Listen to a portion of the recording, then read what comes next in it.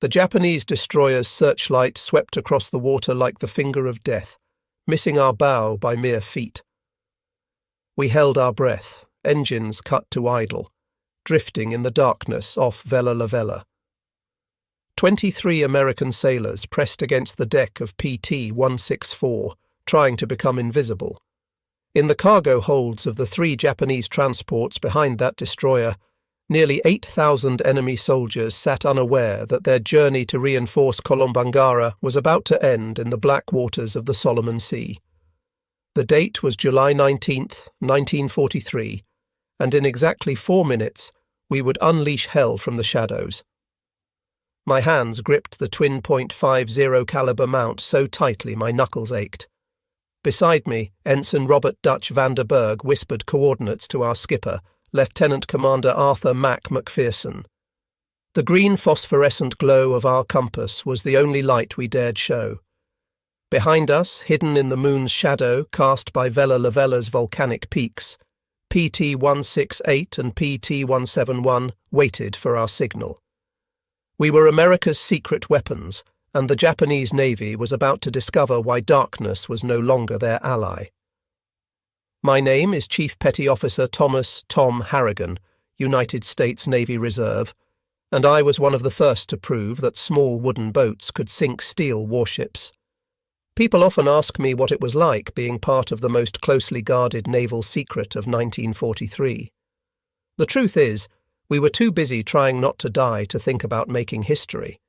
We only knew that if we failed tonight, those 8,000 Japanese soldiers would reach Kolombangara, where they would slaughter American boys trying to take that strategic airfield. Every torpedo we carried represented hundreds of American lives that might be saved. Every enemy transport we sent to the bottom meant parents back home who wouldn't receive that dreaded telegram from the War Department. To understand how 3 boats smaller than most private yachts could challenge the Imperial Japanese Navy at the height of its power, you need to understand what we were up against in the summer of 1943. The Japanese had turned night fighting into an art form.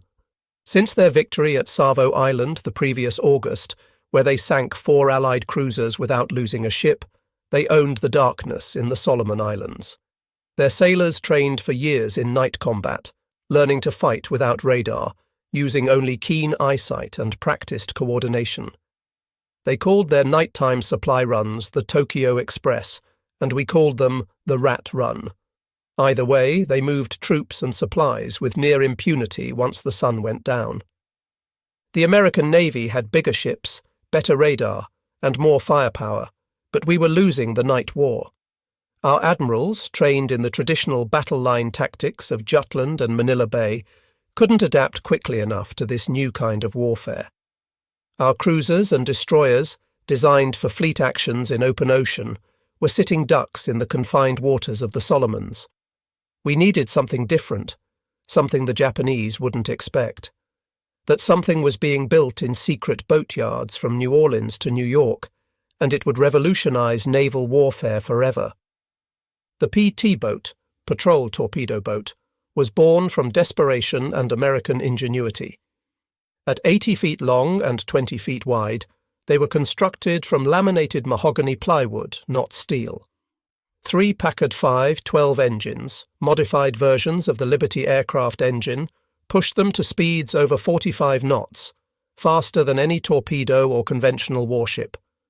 We carried 4 21-inch torpedo tubes with Mark 13 torpedoes, a 20mm Oerlikon cannon, 4.50 caliber machine guns, and enough ammunition to raise hell for about 15 minutes of sustained combat.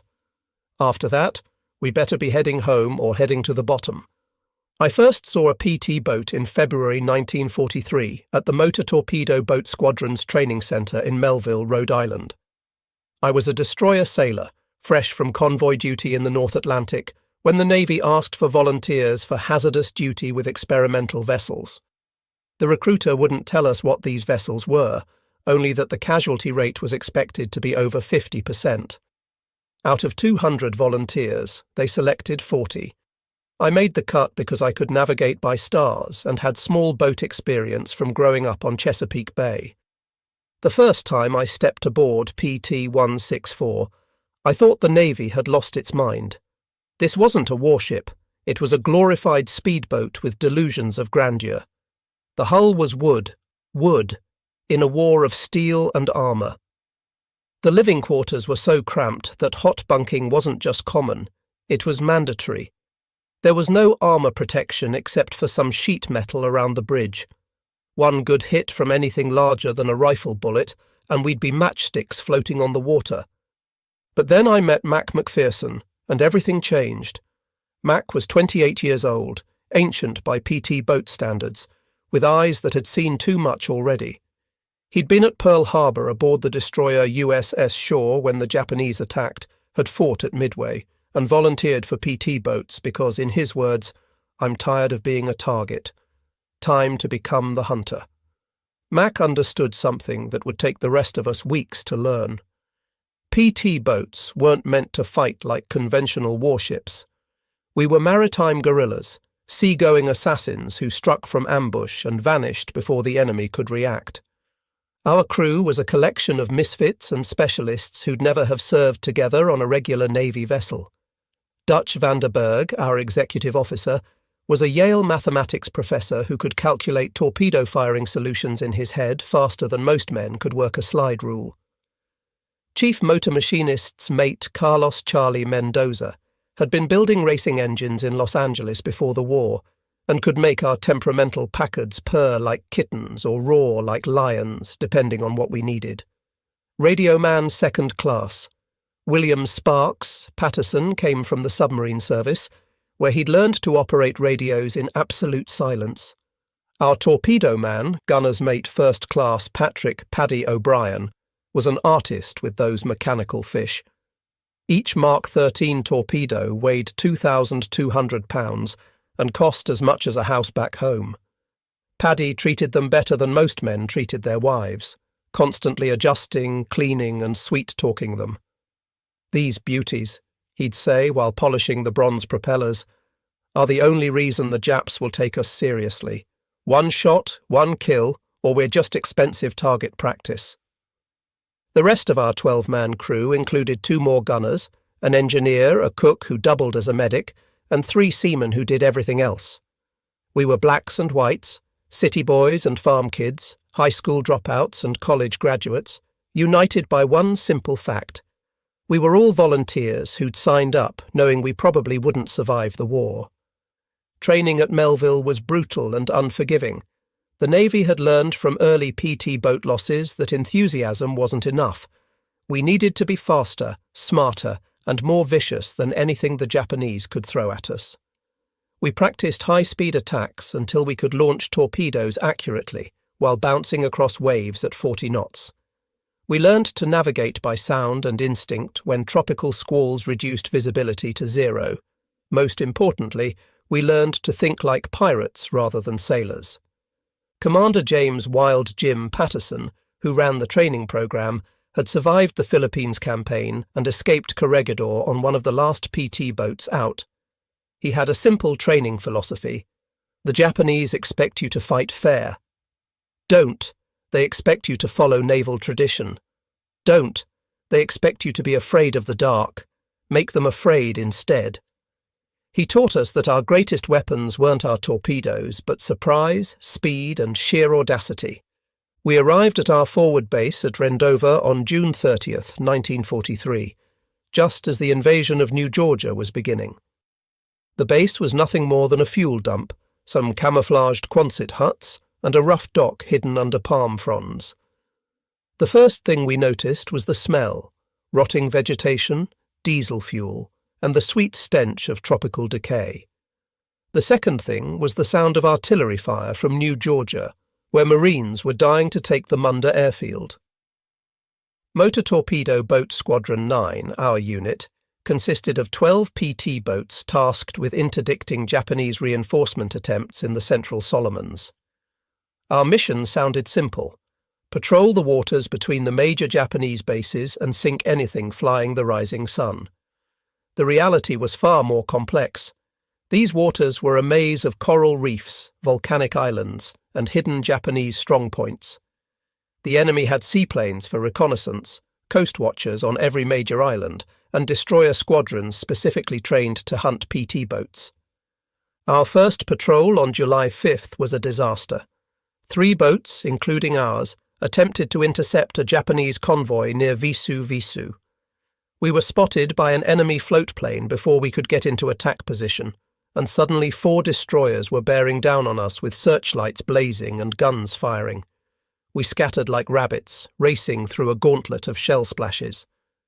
PT-158 took a direct hit from a 5-inch shell and disintegrated. 12 men gone in an instant, blown to fragments along with their boat. We spent 4 hours dodging through reefs and islands before finally escaping. No torpedoes fired, no enemy ships damaged, and we'd lost a boat and crew. That night, huddled in our base at Rendover, Mac gathered us together. "We learned something important today," he said quietly. "We can't fight them like destroyers fight each other. We're not built for gun duels. We strike from ambush or we don't strike at all." It was a hard lesson, paid for in blood, but it would shape every mission that followed. Over the next 2 weeks, we developed new tactics through trial and error. We learned to use the island's radar shadows to mask our approach. We discovered that shutting down 2 engines and running on one reduced our noise signature dramatically. Most importantly, we figured out how to coordinate attacks between multiple boats using simple light signals that the Japanese couldn't intercept. The intelligence network supporting us was remarkable. Australian coastwatchers, hiding in the hills of Japanese-occupied islands, would radio enemy ship movements. Native Solomon Islanders, risking execution if caught, would paddle their canoes out to meet us with information about Japanese positions. Sometimes we'd get decrypt intelligence from Pearl Harbor, giving us exact convoy schedules. But most of the time, we hunted by instinct and experience. The PT boats were still classified as secret weapons in July 1943. Official Navy communications never mentioned us by name, referring only to small craft or mosquito boats. The Japanese knew something was hitting their convoys, but their initial reports described us as submarines or mines. They couldn't believe the Americans would send wooden speedboats against steel warships. That ignorance was our greatest advantage. On the night of July 18th, Coastwatcher reporting indicated a major Japanese reinforcement convoy would run through Blackett Strait, heading for Vella on Kolombangara. This was the target we'd been waiting for. Multiple transports with minimal escort, forced to pass through narrow waters where their superior numbers wouldn't help them. Mac volunteered our boat to lead the attack, along with PT-168, skippered by Lieutenant Henry Hank Bramwell, and PT-171 under Lieutenant Junior Grade Joseph Joey Antonelli. The briefing that evening was tense. Intelligence estimated 3 large transports escorted by 1 or 2 destroyers, carrying elements of the Japanese 13th Regiment, elite troops who'd fought in China and the Philippines. These weren't construction battalions or supply troops. These were frontline soldiers who would make our Marines' lives hell on New Georgia. Commander William Bill Specht, our squadron leader, made it clear, "Gentlemen, this convoy cannot reach Vella. I don't care if you have to ram those transports. They go to the bottom tonight." As the sun set on July 19th, painting the sky blood red over the Solomons, we made our final preparations. Paddy O'Brien ran through his torpedo checklist for the 5th time, setting the Mark 13s for a depth of 10 feet and the speed for 28 knots, optimal settings for hitting a loaded transport. Charlie Mendoza had our engines tuned to perfection, mufflers installed to reduce noise. Dutch Vanderberg plotted and replotted our attack approach, calculating currents, wind, and the moon's position. I checked my machine guns one last time, ensuring the ammunition belts fed smoothly. We loaded nothing but armor-piercing and incendiary rounds. Regular ball ammunition was useless against steel ships, but API rounds could penetrate bridge windows, start fires, and suppress enemy gun crews. Every 5th round was a tracer, creating lines of fire that looked like deadly fireworks in the night sky. At 20-30 hours, we slipped our moorings and headed into the gathering darkness. The 3 boats moved in column formation, engines muffled to a low rumble. As we cleared Rendover Harbour, Mac ordered us to test weapons. The night erupted briefly in gunfire as 12 machine guns and 3 20mm cannons barked into the empty sea. Then silence again, broken only by the rhythmic pulse of our engines and the hiss of water along our hulls. The ocean was rougher than we'd hoped, with a 2-foot chop that would make torpedo accuracy challenging. But it also meant our wakes would be harder to spot, and the wave action would mask our engine noise. Every advantage mattered when you were 80 feet of plywood attacking 400 feet of steel. By 2300 hours, we reached our ambush position off the north coast of Vella Lavella. Mac cut engines to idle, and we drifted in the darkness, waiting. The only sounds were water lapping against our hull and the distant rumble of artillery from New Georgia. Then, at 23:47 hours, Sparks Patterson picked up a transmission from Coastwatcher reporting, 3 large ships, 2 escorts, bearing 280, speed 18 knots, range 15 miles from your position. The hunt was on. Mac started 2 engines, keeping them at low throttle as we moved to intercept. The mathematics were simple but crucial. The enemy convoy was making 18 knots on a steady course. We could make 35 knots without creating too much wake. If we positioned ourselves correctly, we'd intercept them just as they entered the narrowest part of Blackett Strait, where they'd have no room to manoeuvre. At 00:18 hours on July 20th, Dutch spotted them through his binoculars.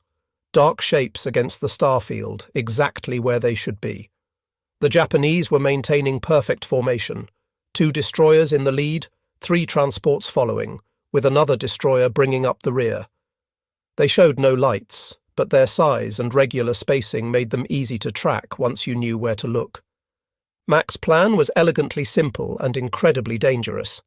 PT 168 would attack from the port side, PT 171 from starboard, while we went straight up the middle after the lead transport.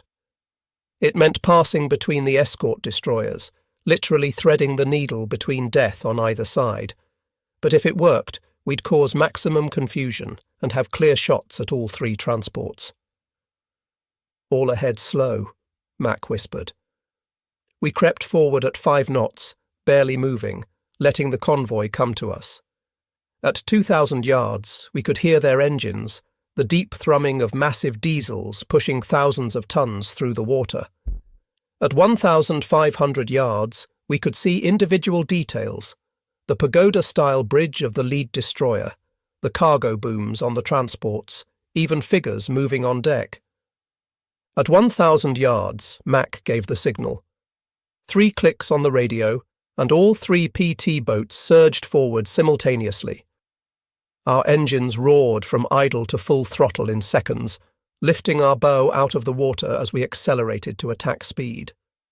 The night shattered as we raced toward the enemy convoy at 40 knots, 3 small craft challenging steel giants. The Japanese were caught completely off guard. Their lookouts, trained to spot submarines or approaching destroyers, never expected attackers moving this fast from this close. We were inside their formation before they could react, racing between the escort destroyers at point-blank range. I opened fire with my twin 50s, raking the bridge of the nearest destroyer, seeing my tracers punch through windows and ricochet off steel. "Fire 1! Fire 2! Paddy launched our first 2 Mark 13 torpedoes at 600 yards, impossibly close range where missing was almost impossible.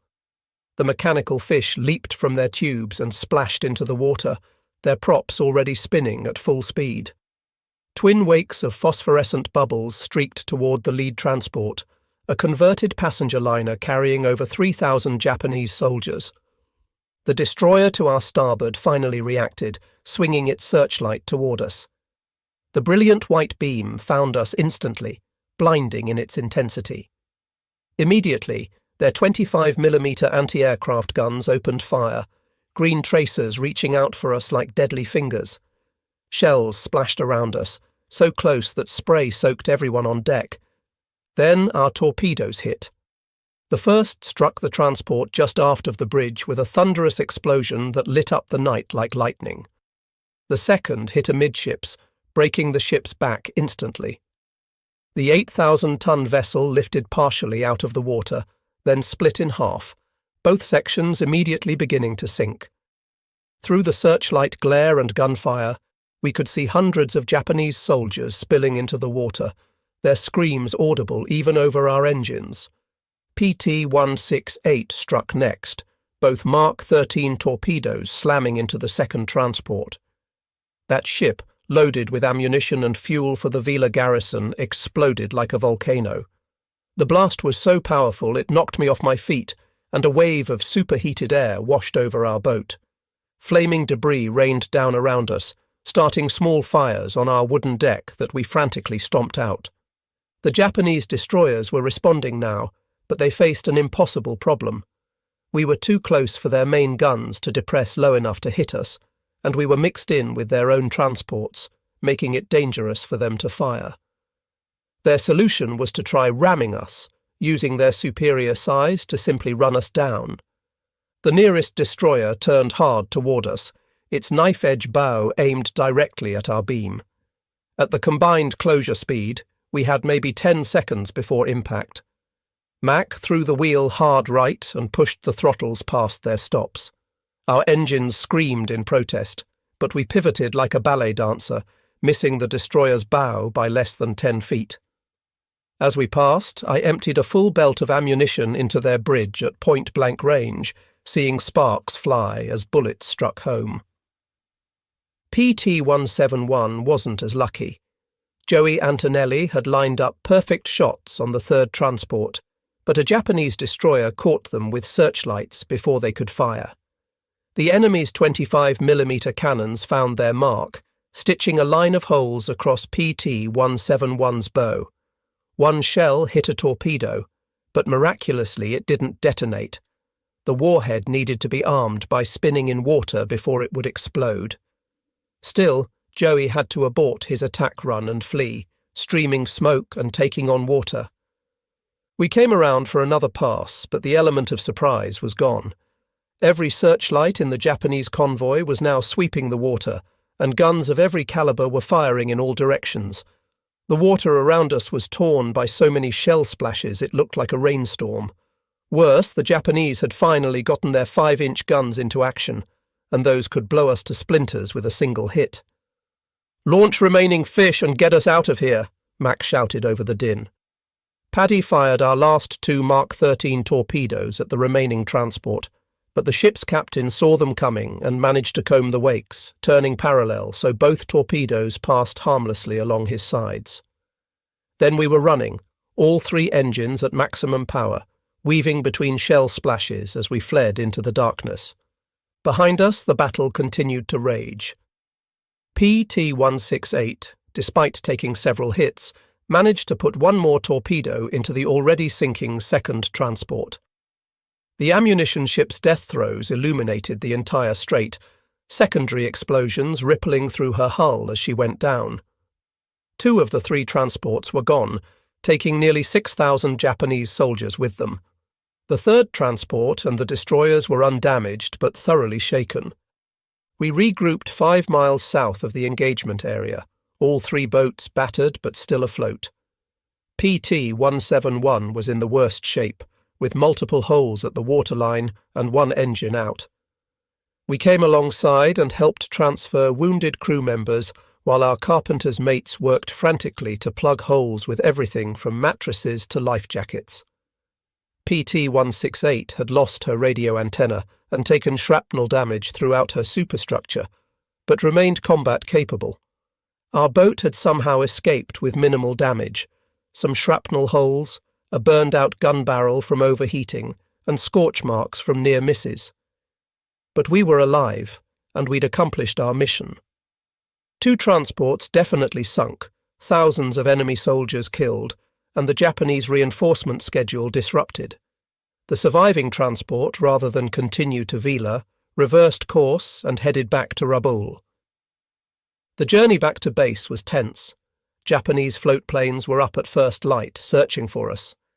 We hid in the shadow of small islands, camouflaged with palm fronds, engines off, barely breathing as enemy aircraft droned overhead. It took us 14 hours to cover what should have been a 3-hour journey, but we all made it back to Rendover. The debriefing was exhaustive.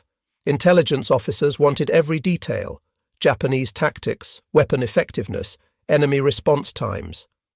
What we told them would be distributed to every PT squadron in the Pacific.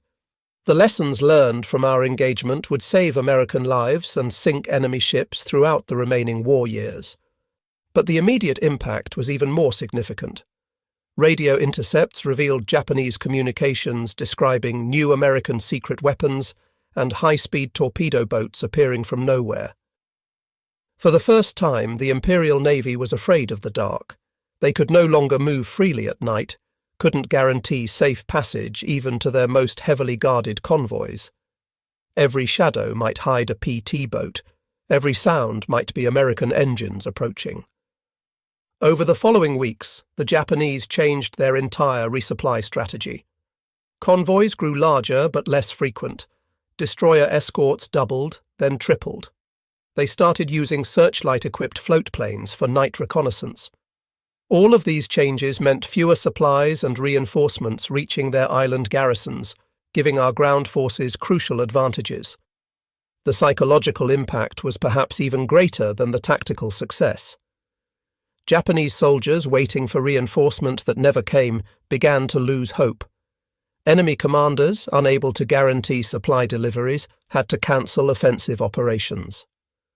The myth of Japanese invincibility at night, shattered by wooden boats crewed by American teenagers and reservists, began to crumble throughout the Pacific. Our squadron's success led to rapid expansion of the PT boat program. New bases were established throughout the Solomons and New Guinea. Improved boats with better engines, radar, and armour protection were rushed into production. Tactics we'd developed through trial and error became official doctrine taught at training bases from Rhode Island to California. The cost of this success was measured in friends who didn't come home. 2 weeks after our successful attack, PT-166 hit a mine while returning from patrol. All hands lost. PT-162 was caught by Japanese destroyers in daylight when engine failure left her dead in the water. They shot her to pieces. Only 3 survivors were pulled from the water. Joey Antonelli, skipper of PT-171, was killed by a sniper while his boat was refueling at a forward base. By October 1943, when I was rotated back to the States for new construction training, our squadron had lost 7 boats and 73 men. But we'd sunk or damaged over 40 Japanese vessels, from destroyers to barges, and killed thousands of enemy soldiers who never reached their destinations. The exchange rate was brutal but necessary. Every PT boat we lost was replaceable. The Japanese ships and experienced crews were not. I returned to the Pacific in March 1944 as executive officer of PT-321, operating in the Philippines. The boats were better: radar, armour plate around the cockpit, more reliable torpedoes. But the essence remained the same: speed, surprise, and audacity. We were still proving that American innovation could overcome any enemy advantage. The Japanese never fully adapted to the PT boat threat. They tried everything: specialized hunter-killer groups, radar-equipped destroyers, even suicide boats designed to ram us. But they couldn't be everywhere, couldn't protect every convoy, couldn't make the night safe again. The secret weapon they'd discovered too late had permanently changed the balance of power in the Pacific. Mac McPherson survived the war, earning a Navy Cross and 2 Silver Stars. He stayed in the Navy, eventually commanding a destroyer squadron in Korea. We kept in touch until his death in 1987. At his funeral, his son told me Mac often said the PT boats were where he learned what real courage meant. Not the absence of fear, but action despite terror. Dutch Vanderberg returned to Yale after the war, but never forgot his navigation lessons learned in the Solomons. He became one of America's leading oceanographers, using skills honed dodging Japanese destroyers to map ocean currents and underwater mountains. He once told me that after threading between enemy warships at 40 knots in the dark, everything else seemed easy. Charlie Mendoza went back to building racing engines in Los Angeles, applying tricks learned keeping PT boat engines running to make cars go faster. His garage became legendary among hot rodders, with a sign that read, "Speed Shop, we made PT boats fly." He'd tell customers that if he could make 4,500 horsepower push 50 tons at 45 knots, he could make anything go fast. Paddy O'Brien stayed in the Navy, becoming one of the service's leading torpedo experts. He wrote the manual on Mark 13 torpedo maintenance that was used until the 1970s, but he never forgot those torpedoes we fired that night off Vella Lavella. "Those were my fish that sank those transports," he'd say with pride. 2 shots, 2 hits, 6,000 Japanese who never made it to kill Americans. The PT boat story is often overshadowed by the bigger battles of World War II, Midway, Guadalcanal, Leyte Gulf. But for those of us who served on these tiny wooden warriors, we knew we'd been part of something revolutionary. We'd proven that technology and courage could overcome tradition and size. We'd shown that American sailors, many of whom had never seen the ocean before Pearl Harbor, could outfight the best navy in the world at their own game. The secret of our success wasn't really the boats themselves, though they were marvels of engineering. It wasn't our torpedoes, though when they worked, they were devastating. The real secret was the American spirit of innovation, the willingness to try something completely different when conventional methods failed. While our admirals initially dismissed PT boats as toys, junior officers and enlisted men proved that toys with teeth could change the course of a war. Every time I read about modern naval warfare, missile boats, stealth technology, asymmetric warfare, I see the legacy of those PT boats. We proved that naval combat didn't have to be about battleships slugging it out at 20,000 yards. It could be about speed and stealth, about hitting where the enemy didn't expect and disappearing before they could respond. Every fast attack craft in today's Navy carries DNA from those plywood speedboats that terrorized the Japanese Navy. The Japanese phrase that entered their naval vocabulary in 1943 was simply mosquito boat terror, a fear that spread throughout their fleet. Post-war interviews with Japanese naval officers revealed that PT boats caused disruption far beyond our actual numbers. They had to assume we were everywhere, had to plan for attacks that might never come, had to waste resources defending against threats that might be shadows. Admiral Tanaka Raizo, who commanded many of the Tokyo Express runs, wrote after the war, "The American PT boats were our worst nightmare. Submarines we could hunt with depth charges. Aircraft we could see coming. But these devil boats appeared from nowhere, struck like cobras, and vanished into the night. They made us afraid of our own element, the darkness we had once ruled." That fear, that uncertainty we created, was worth more than any number of ships sunk. It represented the turning point when the Imperial Japanese Navy, which had dominated the Pacific since Pearl Harbor, began to doubt itself. When sailors who had trained their entire lives for night combat started fearing shadows, the psychological battle was already won. The technical evolution of PT boats during the war was remarkable. The early boats like ours were essentially peacetime designs pressed into combat service. By 1945, PT boats carried radar, rockets, advanced torpedoes, and even primitive guided missiles. But the core concept never changed: small, fast, deadly, and crewed by volunteers willing to take insane risks for their country. One story that captures the PT boat spirit happened in October 1944 during the Battle of Leyte Gulf. A squadron of PT boats, hopelessly outgunned, attacked the Japanese battleship Yamato, the largest warship ever built. Their torpedoes couldn't even penetrate Yamato's armor belt, but they attacked anyway, forcing the massive battleship to take evasive action and buying time for American escort carriers to escape. Small boats didn't sink the Giant that day, but their courage saved American lives. The PT boat bases themselves became legends. Rendova, Tulagi, Mios Woendi, exotic names that meant mosquitoes, malaria, and midnight missions. These weren't Pearl Harbor or San Diego with their officers' clubs and clean sheets.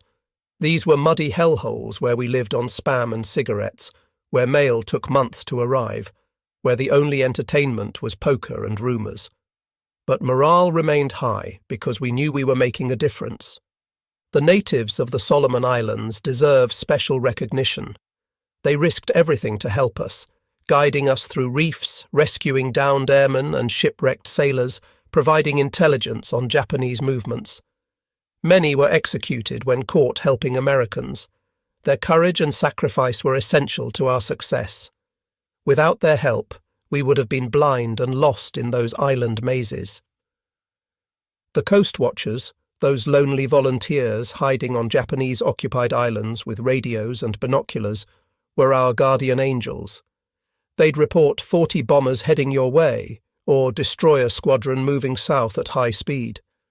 Many times their warnings saved our bases from surprise attack or helped us position for perfect ambush. We never met most of them, but we owed them our lives. One technological advancement that revolutionized PT boat operations was radar. The first sets were so primitive they could barely distinguish between an island and a ship, but by late 1944 we could track targets in complete darkness and fog.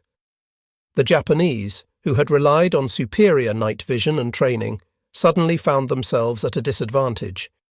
We could see them before they could see us, the ultimate advantage in night combat. The evolution of our tactics was constant. We learned to use aluminum foil strips to confuse Japanese radar. We developed wolf pack tactics, coordinating attacks by multiple boats from different directions. We figured out how to use shore batteries as diversions, getting the enemy to reveal their positions by firing at fake targets while we manoeuvred for the real attack. The most dangerous missions were the ones nobody heard about, inserting Coastwatchers behind enemy lines, evacuating trapped Marines from surrounded beaches, running ammunition to isolated outposts under enemy fire. These weren't glamorous torpedo attacks, but grinding, dangerous work that saved countless lives. We became the Navy's Swiss Army knife, used for any job too dangerous or too crazy for conventional vessels. Personal relationships on PT boats were unique in the military. On a destroyer with 300 men, you might not know everyone's name. On a PT boat with 12 men, you knew everything: who snored, who had nightmares, who got seasick, who could be counted on when things went to hell. That intimacy created bonds that lasted lifetimes. My PT boat reunions, decades after the war, felt like family gatherings because that's what we were, a family forged in combat. The food on PT boats deserves its own mention, or perhaps complaint. We lived on K rations, Spam, powdered eggs, and whatever we could trade from larger ships. Fresh water was precious, rationed for drinking only. We washed in seawater, which left salt crystals that chafed and burned. Coffee, black and strong enough to float a wrench, was our lifeblood. Some crews became creative, fishing with hand grenades or trading torpedo alcohol to base personnel for real food. Maintenance was constant and critical. Salt water corroded everything, tropical heat rotted wood and fabric, and high-speed operations stressed every component to its limits. We spent more time maintaining our boats than fighting in them. Every man became a mechanic, carpenter, and electrician by necessity. A PT boat with engine failure in enemy waters was a death trap, so we treated maintenance like a religion. The weather in the Solomons was our constant enemy. Tropical squalls could appear from nowhere, turning calm seas into mountains of water. Lightning strikes could fry our radios and electrical systems. The heat and humidity were so oppressive that men would pass out at their posts. But bad weather was also our friend, hiding us from enemy aircraft and making our small boats harder to spot among the wind-driven waves. Navigation in those waters required skills they never taught at Annapolis. Charts were often wrong, based on surveys from the 1800s. Coral reefs could appear overnight after storms. We learned to read watercolour and wave patterns, to smell land before seeing it, to navigate by instinct when instruments failed. Every successful patrol added to our mental maps of those deadly waters. The Japanese response to PT boats evolved throughout the war.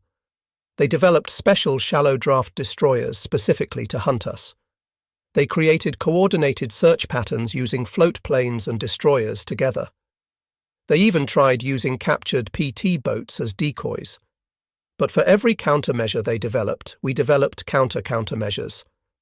It became a deadly game of chess played at 40 knots in the dark.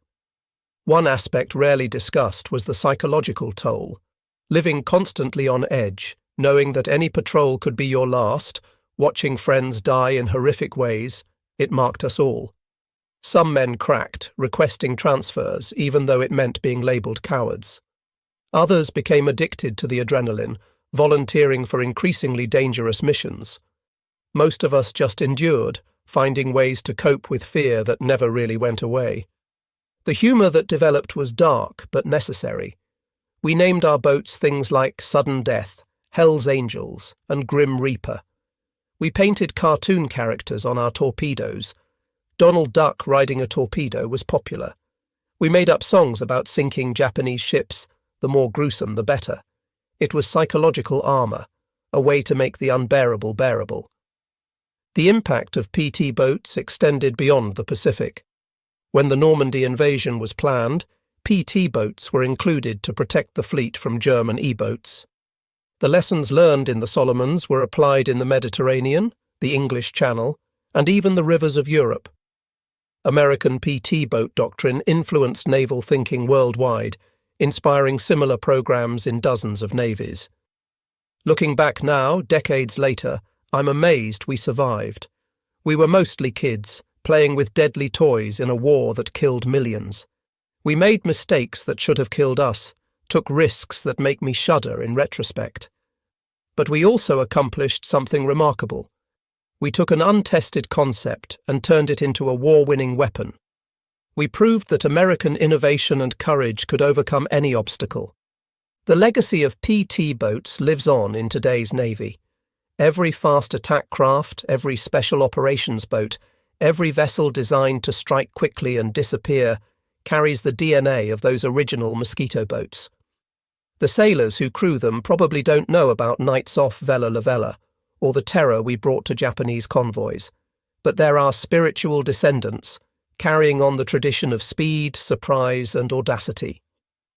When people ask me if I'm proud of my service, I tell them about that night of July 20th, 1943.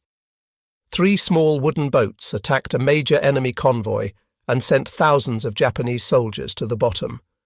We emerged from darkness, just as our title suggests, and disappeared before the enemy could respond. We were America's secret weapon, and we changed the course of the Pacific War.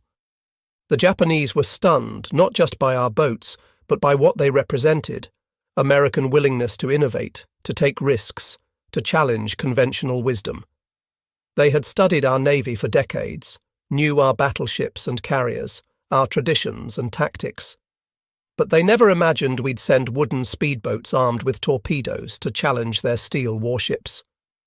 That failure of imagination cost them dearly. In the end, the story of PT boats is a uniquely American story. We took a British concept, powered it with Packard engines designed for aircraft, armed it with torpedoes originally designed for destroyers, and crewed it with civilians who'd never seen the ocean before Pearl Harbor.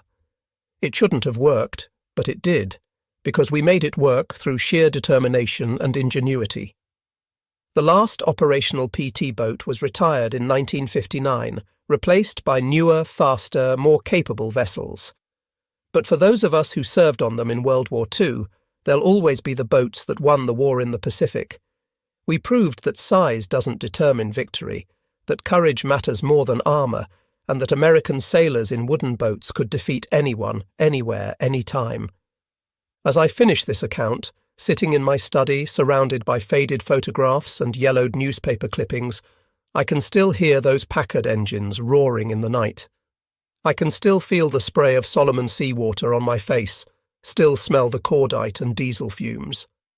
Most of all, I can still feel the pride of being part of something revolutionary, something that changed naval warfare forever. We were boys who became men in those wooden boats, fighting a war we didn't start but were determined to finish. We attacked from darkness because that's where we were strongest, where our speed and surprise gave us the advantage.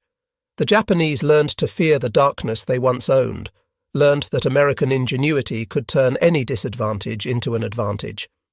That's the legacy of PT boats, not just the ships we sank or the battles we won, but the proof that free people fighting for their freedom can overcome any tyranny. We were small, fast, and deadly. We were secret weapons that stayed secret just long enough to turn the tide. We were the mosquito fleet that brought down an empire, one torpedo at a time.